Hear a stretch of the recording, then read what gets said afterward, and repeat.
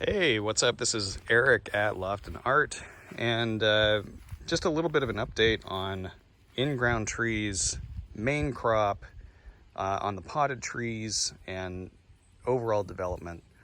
I wanted to talk a little bit about where things are, what we can expect, hopefully, in my area.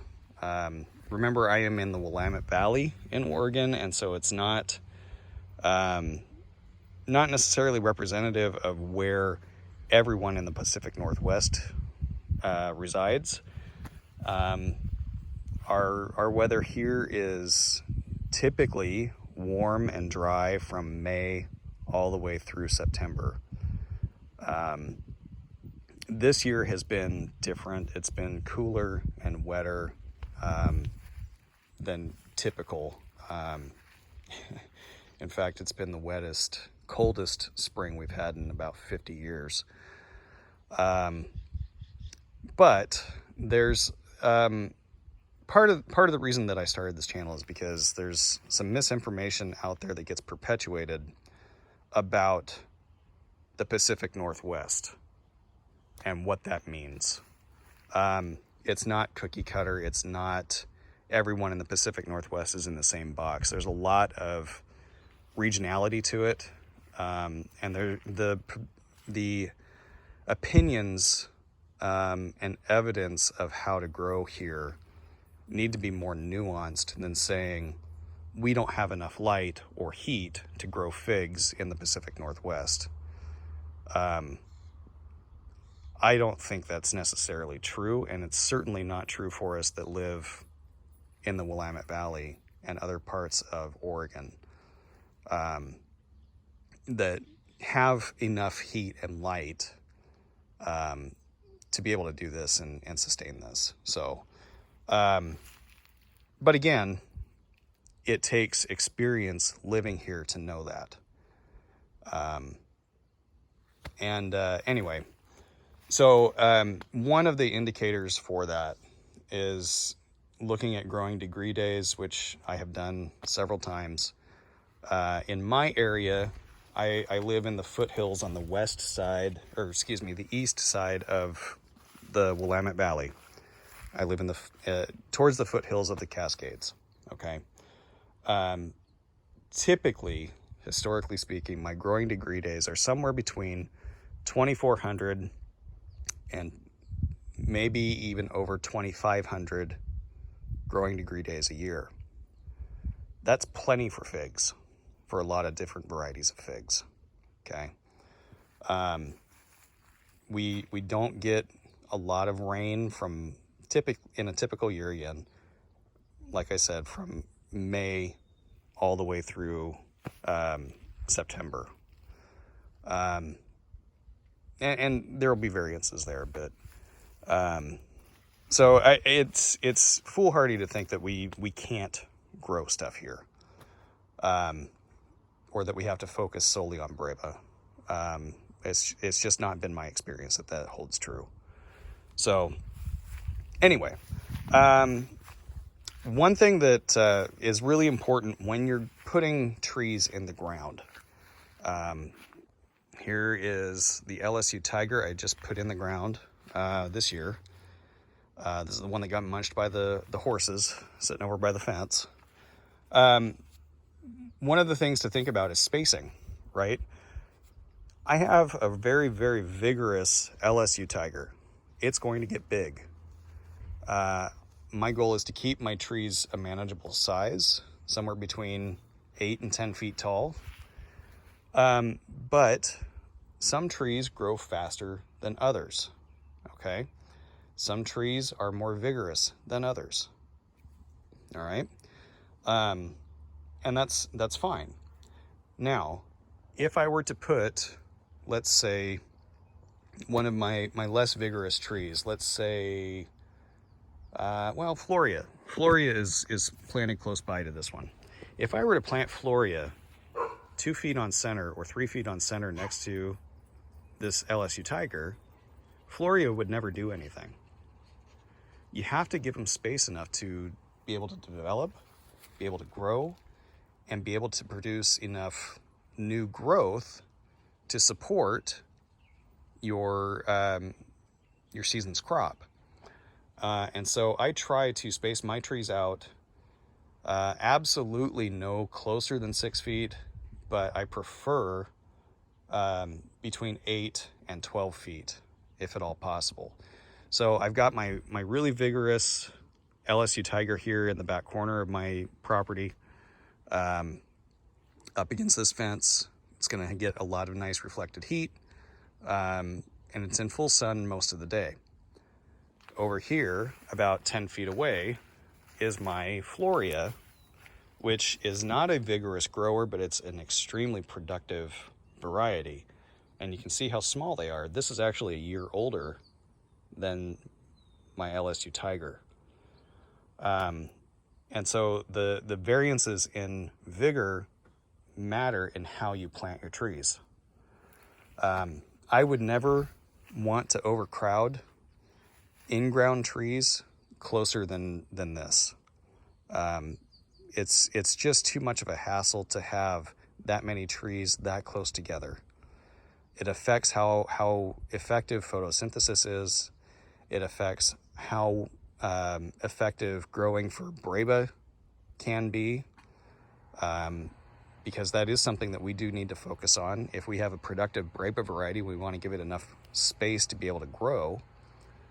But on the flip side of that coin is the most effective way for me to water all of the pots is to get them close together and put them on drip. And I go cheap on the drip lines. I just use soaker hoses and just run lines into the pots. I don't like putting them this close together because we have a lot of bug pressure from thrips, bud mites, ants, wasps later on in the summer.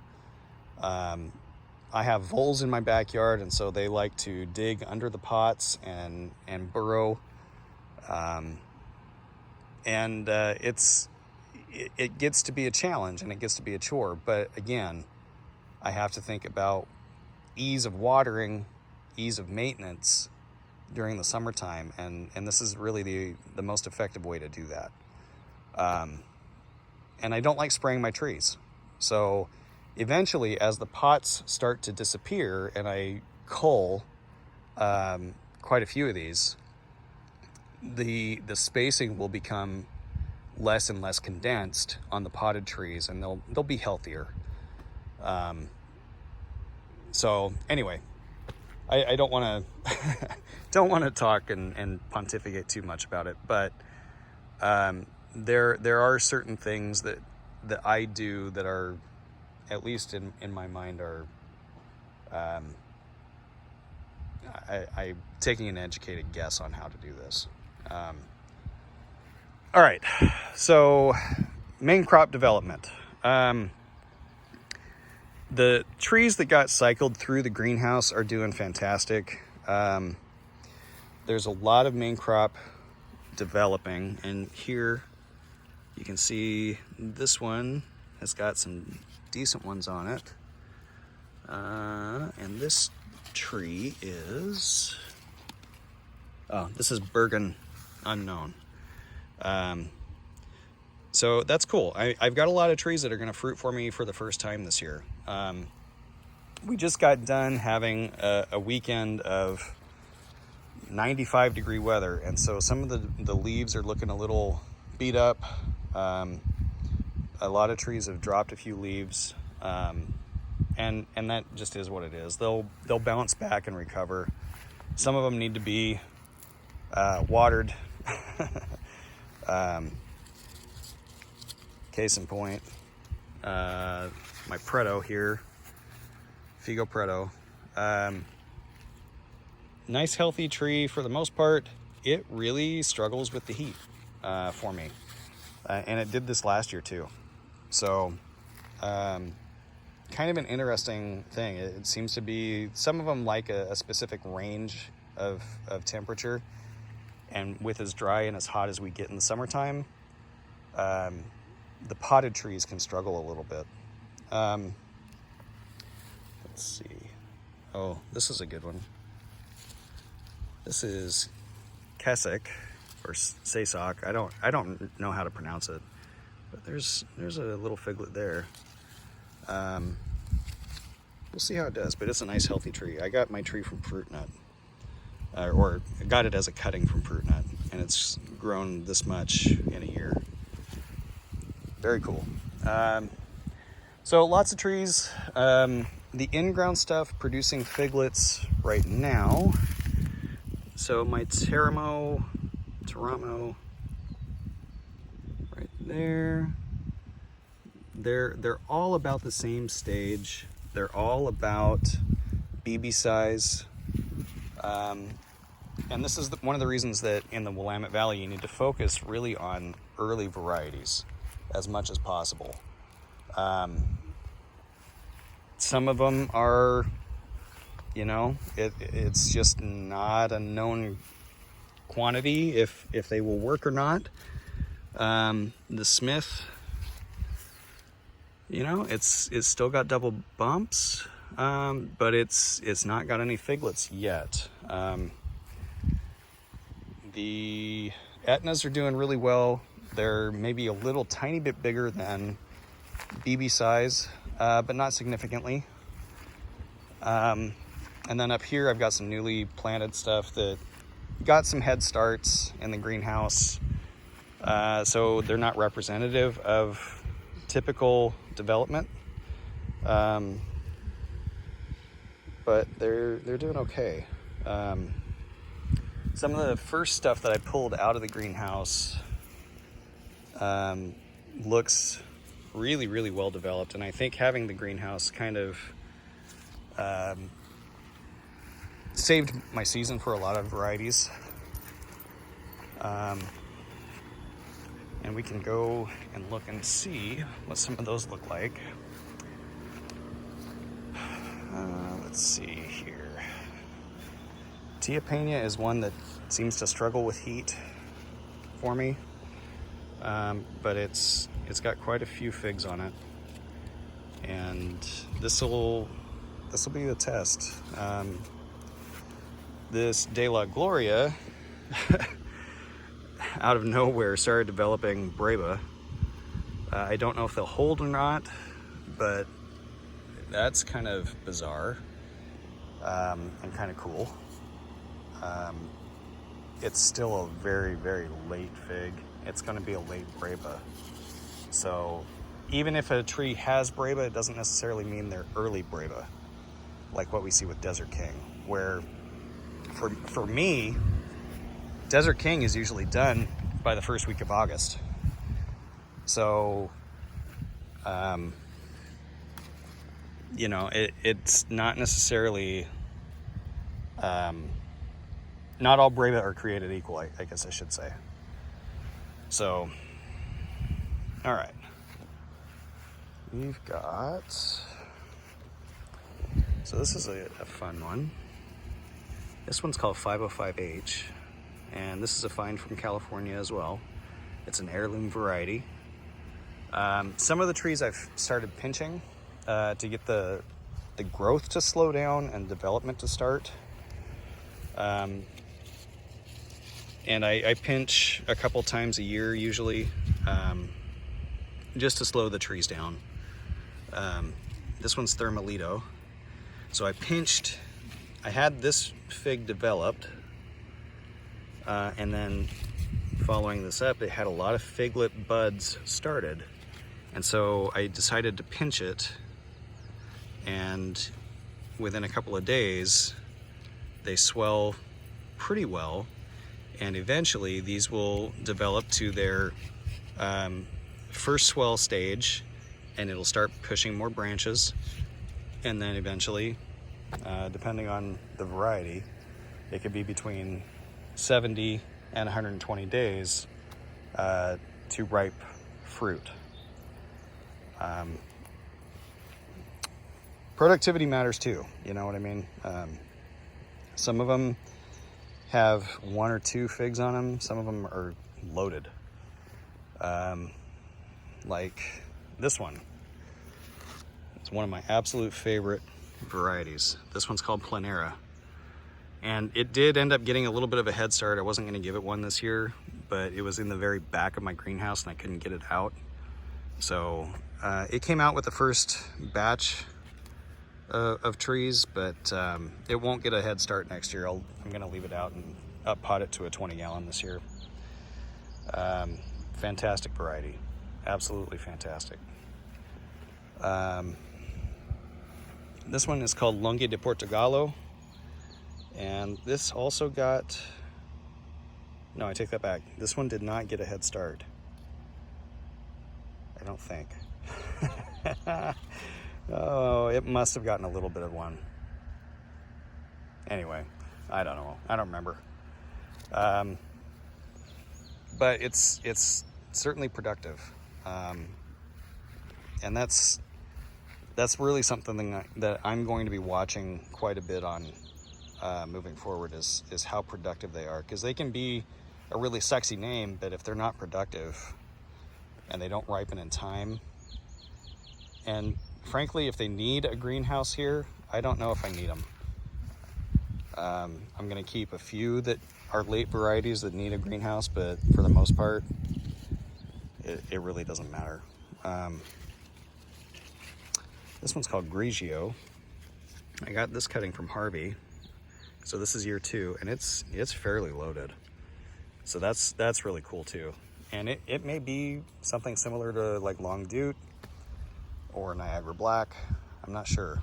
But it's a very productive looking tree so far. Kind of cool. What do you got, Tesla? You tracking a snake? Did you see a snake? You leave the snakes alone. They're good for us.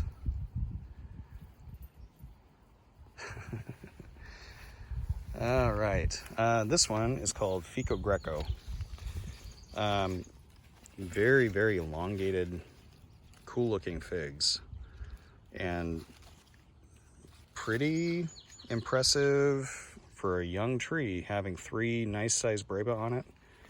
I think this is going to be a winner for me. This one has potential to go in the ground. So, much to my wife's chagrin. So here's, for comparison's sake, this is my Kissariani. And it's potted. It's in a 20-gallon pot. Got no winter protection at all. Had a little bit of dieback on the central stem. But you can see where these are at. And they're about pea size. But doing really, really well. And this tree will not have any problem whatsoever ripening its fruit this year. So it just goes back to this concept that not all of the Northwest is created equal. We get enough light, we get enough heat in the Willamette Valley to do a lot. So take that for what it's worth. Okay. All right. That's a pretty good video. I'll just close it out with saying, for now anyway, ooh, my persimmons are flowering. Very cool. So this is my fuyu. Looks like I've got quite a few flowers on there. That's awesome. Anyway, I want to cut it off here. I'll kind of update as the season goes on about which varieties are producing a lot, which varieties aren't producing, and which varieties kind of suck. And keeping in mind that a lot of these trees are young, so it takes time for the flavor and the productivity to really develop, and I have to be patient. I'm not always good at it, but I have to be patient. All right, take care. Thanks for sticking it out, and I'll see you on the next one.